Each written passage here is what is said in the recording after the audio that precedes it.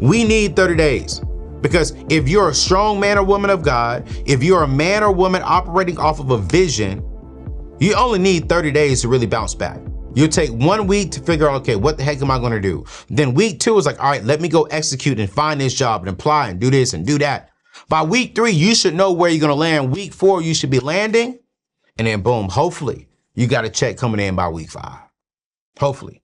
But all of your money should be parked inside of emergency fund. In 2024, we are not letting our money just sit in an account and not get paid. You want to know, what are the rich people doing? Why are they growing? It's because they're using and they're taking advantage of high yield savings accounts, investment strategies, etc. etc. Here's number 6. Here's number 6. I want you to really launch your dream. In 2024, stop helping others launch their dream. And then you're coming home resting so you can go back and continue helping them launch their dream. Stop it. Be the daggone best employee from 8 to 5, from 9 to 5, however long you want to work it. I want you to go there and I want you to be the best. Blow their minds away of how you're executing. But when you come home, it's, hey, listen, I got to work for me. There's so many different strategies that you could do. You know, when I launched this neat tax business, man, I've learned so much throughout this whole process. And here's the truth. Let me be honest with you. The taxes really were not created for W-2 employees. The tax strategy is created for entrepreneurs and business owners. So if you are a W-2 employee, cool, great, because I need some. You're going to need some if you are a business owner. You're going to need someone to help you with your dream and with your vision. But when you get off of work, when you come home, what are you doing on the side that you 100% own? That you own, not them, you, your family, your loved ones. You see, the wealthy people are not getting wealthier because they're making a whole lot of money. No, they're getting wealthy because they've learned how they can legally and ethically and morally, and then I like to add on, and spiritually keep their money from paying to the IRS. How to properly invest their money to where they can see it grow. This is how people who make $50,000, $60,000 are actually able to build wealth. It's because they're using the strategies of tax write-offs. This is how people who are making $60,000 and coming home and have a side tutoring business like school teachers, and how they're able to sit here and make and have $1 million, $2 million in their 401ks and in their investments in real estate. It's because they're not really making a whole lot of money. They are legally, ethically, morally, and spiritually writing off the correct things and using a system to their benefit. And so one of the key things you need to be doing, hear me clearly, one of the key things you need to be doing is, what business can I start? What did God put on the inside of me that my family can own, that I can do and build wealth for my family? What is that? Recently, I've completed my full estate plan, and it's been an emotional journey, if I'm going to be honest with you. But now I have a peace of mind knowing that my family and loved ones are well taken care of. But here's something you may not know that I think you need to know. According to a recent study, nearly 60% of African American adults have life insurance. Now, wait a minute. Many of these policies may not provide sufficient coverage to fully protect their families in case of unexpected deaths. This lack of adequate coverage is a pressing issue among the Black community. It can lead to financial difficulties and potentially hinder the building of generational wealth. In today's time, it's more important than ever for African Americans to give priority to life insurance and estate planning.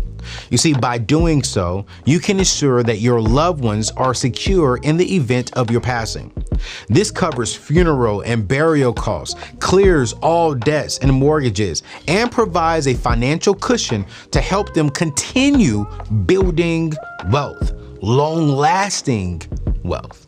Don't leave your family's financial future to chance. I want you to secure life insurance today. I want you to get a free life insurance quote through my friends at Ethos.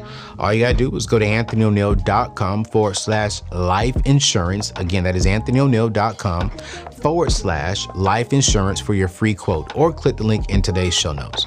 Protect your family's future and attain a peace of mind. Act right now, and let's get back to today's show. I'm all for, like, I love the fact that my team helps my dream, because I believe my dream is part of their dream. But I tell them all the time, like, yo, listen, man, go build something that you can own. Because the truth of the fact is, you're not going to make as much money as me in this business. I remember when I first sat down with Dave Ramsey, and at the time I was with my ex-fiance.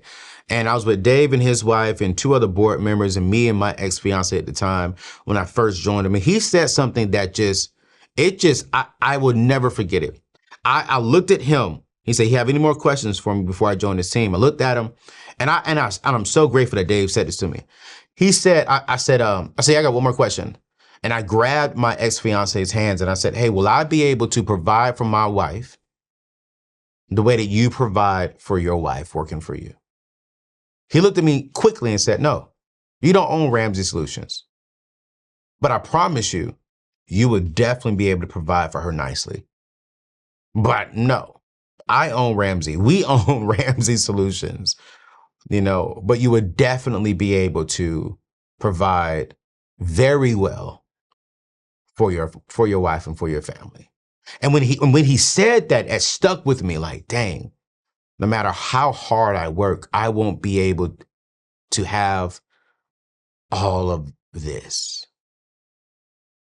So there's something that I have to do on the side that I can provide the way I want to provide for my wife, and I don't have any chains, and I don't have a glass ceiling. I want to be able to have a free ceiling that, as long as I'm working, as long as I'm serving God, I can sit here and do what I want to do for my family. So I went out there and I built the Neatness Network. And I tell that to my team all the time. Like, my goal is to get all of them to making well over 6 figures. We got to 2 of them last year. Hopefully we can get 1 more this year and get, everyone just crossing over to 6 figures. But my goal is that what they're learning here, we can build something great, but then they're building something on their own that, with our 6 figures over here, they're building another 6-figure, 7-figure situation on the side that they own. And I will be happy with that. Because if I treat people right, God is going to take care of me and my business. Here's number 7. You guys, we got to cultivate contentment. I was speaking at a men's conference here a couple of weeks ago at Arise Men Conference, and the pastor said something to me. He said, "Man, everything you're teaching starts with just being content with where you are." I said, "That's true, sir." He said, "Everything that you're teaching is being content." If you're never content with where God has you at in this house, you're always going to be frustrated and you're always going to make bad decisions. If you're not content with the Honda Accord that you're driving with 200,000 miles because all your friends are out there borrowing money and struggling and living paycheck to paycheck, but they look nice when they pull up, you'll never be content and you're going to always make bad decisions. The moment you can say, "God, I am cool with where you got me. I'm grateful. I'm at peace. I'm looking at people and jealous of what they have because I do not know what they're going through with what they have. But me, God, I feel good." And this is something that I'm working on.